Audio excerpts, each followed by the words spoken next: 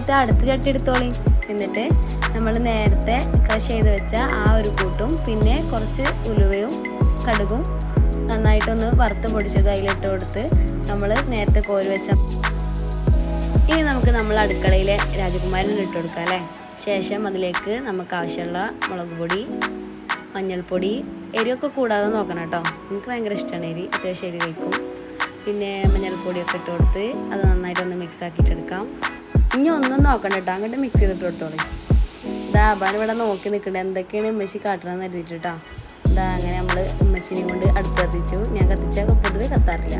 നമ്മൾ ശേഷം നമുക്ക് നേരത്തെ ഫ്രൈ ചെയ്ത് വെച്ച ആ ഒരു മാങ്ങ ഇട്ടിട്ട് നന്നായിട്ട് ഇളക്കി കൊടുക്കട്ടോ.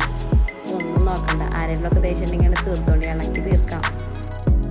അങ്ങനെ നമ്മളെ മസാലയൊക്കെ കഴിയുമ്പോൾ നന്നായിട്ട് ഇങ്ങനെ പിടിച്ചിട്ട് വരുന്നുണ്ട് കേട്ടോ. മസാല പിടിക്കോളാണ്ട് ഇളക്കി കൊടുക്കാനേ, ഒന്നും നോക്കണ്ട.